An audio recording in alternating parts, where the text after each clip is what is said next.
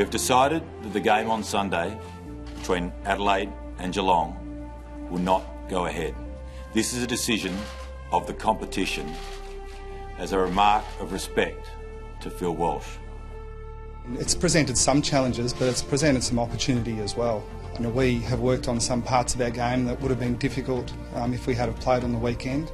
And I say that with the greatest respect. It's obviously a unique situation, and what we need to do here, while we do respect those sensitivities, is move on and prepare as well as we can for Saturday night. Guys will go into the game in better physical shape than they would have otherwise.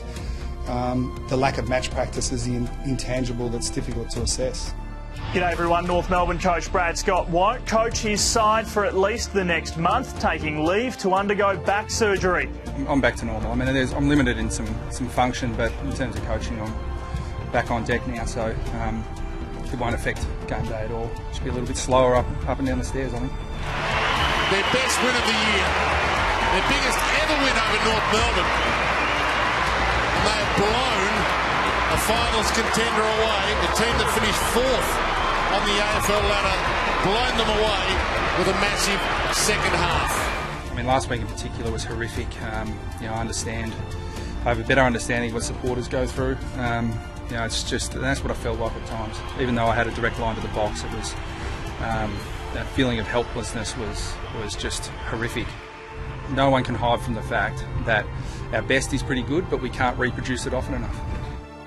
You prepare for their best. That's what we do with every opposition. We prepare for them to play at their best, and North have been exceptionally good, particularly at Etihad under the roof.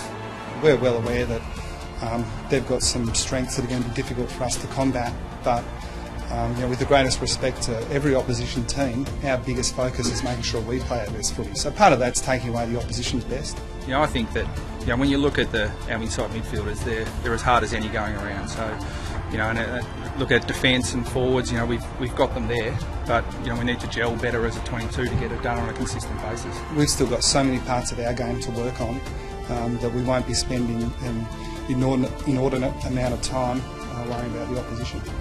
This week's important, we've got to play well, and we'd love to get the win, but we're still looking a little bit longer term with the development of our game as well. And if there's any poor performance, or if our guys are a little bit off, I'd suggest that it's more in the mental preparation than the physical.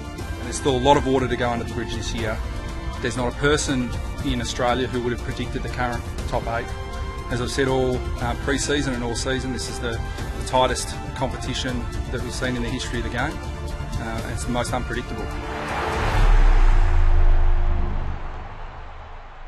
Watch every AFL match live on your mobile and tablet. Get your 2-week free trial at afl.com.au/livepass or in the AFL Live app.